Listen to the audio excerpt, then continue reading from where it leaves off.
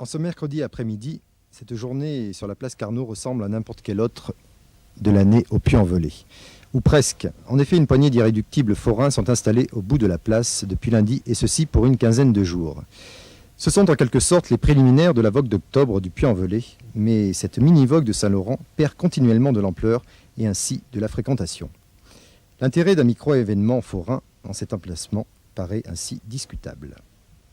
Le déclin, justement, est dû au fait qu'il y avait donc deux vogues sur le Puy, en à peu 3 semaines d'intervalle, une au mois de septembre à Saint-Laurent, une à mi-octobre sur le Breuil. Et c'est vrai que, de par l'évolution des mœurs, maintenant, la multiplicité des attractions, parcs de loisirs et autres, à mon sens, il me semble que deux vogues aussi importantes à l'espace de 3 semaines ne pouvaient pas être viables. Donc c'est un peu la raison pour laquelle celle du Breuil a pris une place prépondérante, au détriment de Saint-Laurent, qui maintenant est un peu tombé en désuétude. Usagers de base, donc à moins de moyens consacrés à la fête foraine qu'il n'en avait auparavant. Auparavant, lorsque la vogue arrivait dans un village ou au puits, c'était un peu la grosse manifestation annuelle.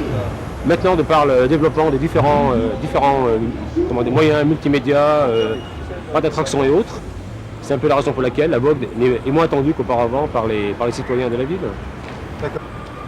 Moi, je pense que la ville du Puy fera tout pour maintenir en l'état la fête du Breuil au mois d'octobre, mais pour la fête de Saint-Laurent du mois de septembre, il y aura juste 2-3 irréductibles comme il y a actuellement, donc M. Lanaré, M. Dumont et d'autres collègues qui vont continuer à venir. Mais je ne pense pas que la ville du Puy fasse de gros efforts pour accroître cette fête foraine-là. Je pense que l'effort portera surtout sur le maintien, sur le maintien de la fête foraine du Breuil sans doute. Elle est appelée à mourir d'elle-même d'ici peu, je pense, d'ici peut-être 15 ou 20 ans. Et mes parents se sont rencontrés là en face. Maman habitait derrière. Et mon père l'a rencontré, ses parents faisaient la fête juste devant.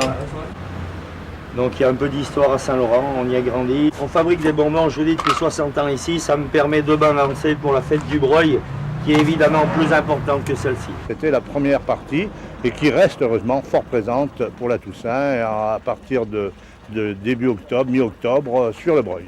Donc on a de moins en moins de manèges, même pratiquement plus. Alors on peut le regretter.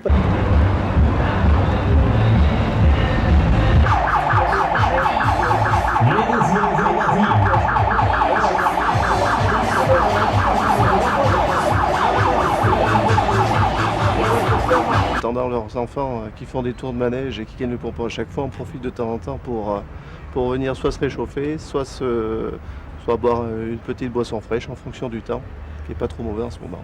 Donc c'est plutôt positif.